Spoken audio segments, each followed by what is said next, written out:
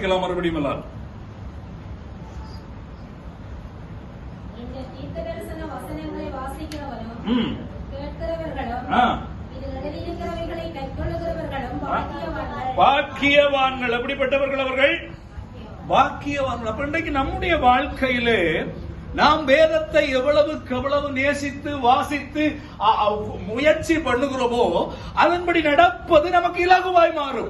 අපි දෙවියන් වහන්සේගේ වචනේ කියවලා මෙනෙහි කරලා ඒ අනුව අපි ජීවත් වෙන්න පටන් ගන්නවාද ඉන්පස්සේ ඒක අපිට කියන්නේ සෑහලුවද පත් වෙනවා. இன்னைக்கு அநேகர் சொல்லுகிறார்கள் வேதத்தின்படி வாழுவது கடினம். அது බොහෝ අය කියනවා දේ වචන අනුව ජීවත් වෙන්න ඉත අපහසු කියලා. நீங்க எத்தனை பேர் சொல்றீங்க? ඊදෙනෙක් ඔබ කියනවාද கையெழுத்துங்க பாப்போம், வேதம் கஷ்டம். ඒ වචනේ අමාරු කියන අය? எத்தனை பேர் சொல்றீங்க வேதத்தின்படி வாழ்வது கடினம்? சொல்றீங்க யாரும்? බයිබල් අනුව ජීවත් වෙන්න අපහසු කියලා කියනවාද ඔබ? ஏன் நீ சொல்ற அப்படி? ඇයි ඔබ කියන්නේ? ஏன் சொல்ற? ඇයි ඔබ කියන්නේ?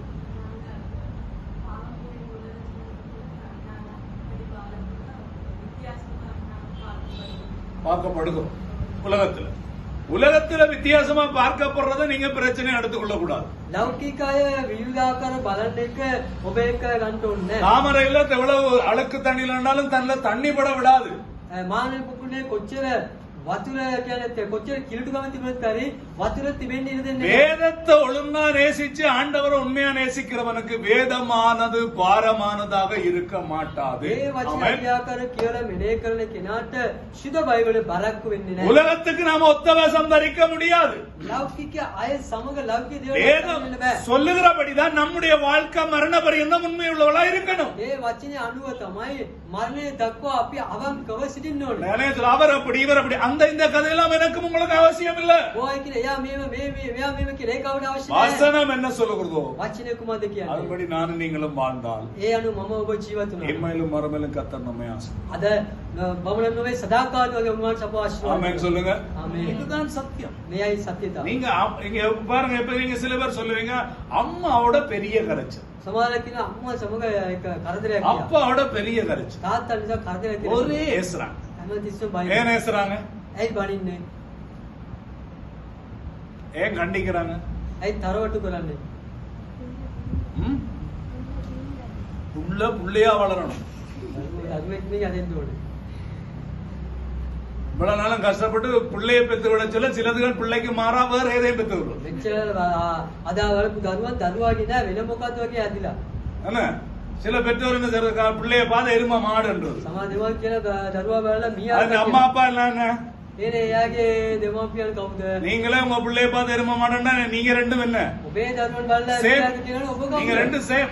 ඔබත් එහෙම තමයි. கர்த்தரோட பிள்ளைகளை அப்படி பேசக்கூடாது. ස්වාමි වහන්සේලා දරුවන්ට එහෙම කතා කරන්නේ. கிடக்கிறதாலெல்லாம் அடிக்கிறது, ලැබෙන හැම වෙලාවෙම படக்கிறதாலெல்லாம் திட்டுறது, හැම වෙලාවෙම බයිනවා. எவ்வளவு அண்டர் கிரவுண்ட்ல எல்லாம் கெட்ட வார்த்தையெல்லாம் பிள்ளைய வச்சு பேசுறோம், எல்லாம் பேசுறது. ඉච්චර අපවිත්‍ර වචන තියෙනවාද හැම දෙයක්ම කතා කරනවා. பேசிட்டு பியாதி பார்த்து ஆண்டவரே பிள்ளைய குணமாக்கும், ஆண்டவரே ஊழியத்துக்கு ஒப்பு கொடுக்கிறேன் புல்லுடா விடக்கூடாது. බැලන වෙලට පස්සේ රෝගයක් ආව නම් ස්වාමිනේ දරුවා සුව කරන්න பிள்ளைகளை සේවය தந்தா කියනවා. ஆசீர்வாத கண்டிங்க, சிரிச்சீங்க, தேவனுடைய வார்த்தையில முதல் நடப்பிச்சிட்டீங்கன்னா உங்க பிள்ளை குழப்படியே இல்லாத ஒரு நல்ல பிள்ளையா வரும். දරුවන් වදනවාන බානින්න තරවටු කරලා දේ වචනේ අනුව ඔබ උන නඩත්තු நீங்க කරනවා. சின்ன வயசுல பிள்ளைகளுக்கு வேதம் போதிக்கலே. කුඩා දරුවන් පවා ඔබ සුද්ධ බයිබලය උන්ට උගන්වන්නේ නැහැ නේද? ஏய் அங்க போவாத, ඒ යන්න එපා. அவங்களுக்கு சரியில்லை. ඔබ හරිනේ. அவையில் என்ன சொல்லணும்ன்றத கேட்டுட்டு வந்து எனக்கு சொல்லு. කොහොමද කියන්නේ කියලා ආලා එනකොට நீ කියන්නේ. அங்க போறதானே, ඔබ යනවා නේද? அவங்க என்ன கதைக்கிறாங்க வந்து எனக்கு சொன்னாங்க சொல்லு. කොහොමද කතා කරන්නේ ඉන්න කතා කරන කියලා யாரு இந்த கெட்ட பழக்கம் பழகினது? හවුද වැරදි அது இப்ப வளர்ந்துட்டு ஊர்ல கிடக்குற கெட்ட கதை எல்லாம் கொண்டு வந்து சொல்லுது. இப்ப ஜெபிக்கிறோம், ஆண்டவரே பிள்ளைய அசுத்தத்திலிருந்து காத்துக்கொள்ளும், கடைசி வரை மாறாது. அதுக்காக தான் ஆரோ சொன்னாங்க, 5ல வளையாது 50ல என்ன செய்யாது, வளையாது. பிள்ளை வளர்க்கும் பொழுது கணவன் மனைவி நல்ல வார்த்தைகளை பேசணும். இது பிள்ளைகளுக்கு முன்னால எப்படி எல்லாம் மனைவியை பேசக்கூடாது அப்படி பேசணும், எப்படி எல்லாம் புருஷனை பேசக்கூடாது அப்படி எல்லாம் பேசணும். அதை கல்யாணம் கட்டிட்டு குடும்ப பிரச்சனை போய் புருஷனை பேசணும்னா தந்த பிள்ளை இந்த பிள்ளைய பாக்குறது இல்ல, තමාගේ දරුවන්ගේ වැරදි බලන්නේ නැහැ. போயும் கட்டின மாப்பிள்ளை வந்த மாப்பிள்ளை சரியில்லை. ඒගොල්ල බැඳලා නේද? எவ்வளவு திமிருடா உங்களுக்கு.